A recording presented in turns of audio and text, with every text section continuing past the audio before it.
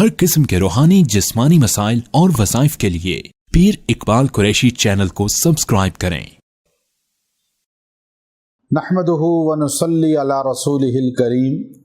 अम्मा बअदु फ़अऊज़ु बिल्लाहि मिनश शैतानिर रजीम, बिस्मिल्लाहिर रहमानिर रहीम।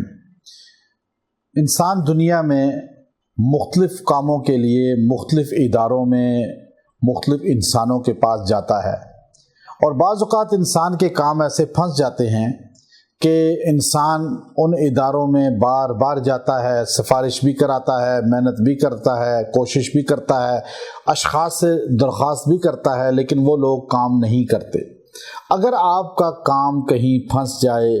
या कोई बंदा आपको ना दे रहा हो अदायगी, आपका कर्ज़ा वापस ना कर रहा हो,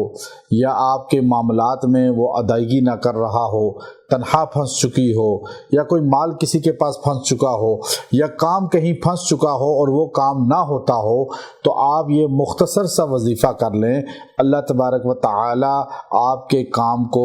अंजाम तक पहुंचा देंगे और काम हो जाएगा। उस बंदे को अल्लाह रब्बुल इज़्ज़त जो है राग़िब करेंगे, वो बंदा आपकी तरफ मुतवज्जे होगा और आपका काम इंशाअल्लाह तकमील तक पहुंच जाएगा। चूँकि बहुत से लोग आज इस मुआशरे के अंदर इन परेशानियों का शिकार हैं। लोगों की ज़मीनें कब्ज़ा कर ली गई हैं, जगह कब्ज़ा कर ली जाती हैं, या किराएदार खाली नहीं करता, या कब्ज़ा करके लोग बैठ जाते हैं और देते नहीं वापस, या तनख्वाह नहीं मिल रही, बहुत सी जगहों पे शिकायत भी होती हैं, या पैसा लेके कर्ज़ा कोई वापस नहीं करता, या आपके कोई भी काम ऐसा है जो फंस चुका है और लोग उसको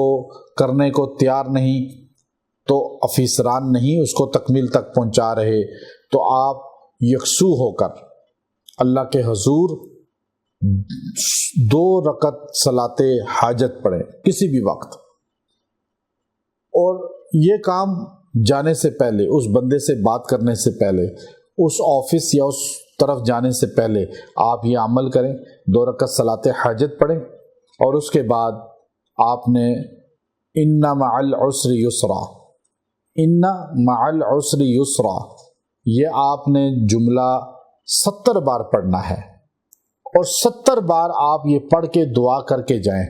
और उस बंदे के सामने एक बार इस जुमले को फिर पढ़ें, इस आयत करीमा को, इन्ना मअल उसरि युसरा, इन्ना मअल उसरि युसरा, ये आप पढ़ें और दुआ करें। अल्लाह तबारक व तआला आपके काम को तकमील तक पहुंचा देगा, रुकावट दूर कर देगा। वो बंदा आपकी तरफ मुतवज्जे होगा, उसका जहन आपकी तरफ मुतवज्जे होगा, और इंशाअल्लाह उसके हाथ आपके हक में चलेंगे, और आप किसी भी बंदे के सामने खड़े होकर दिल में इसको बार बार पढ़ें, वो बंदा आपके लिए सहूलतें पैदा करेगा,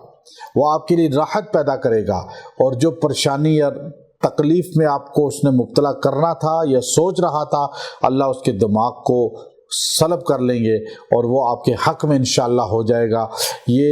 सूरह अलम नशरह की आयत है, 30वां पारा है, और इस आयत करीमा को याद कर लें, अल्लाह आपके लिए सहूलतें पैदा फरमा देंगे। व आखिरु दावाना अनिल हम्दुलिल्लाहि रब्बिल आलमीन।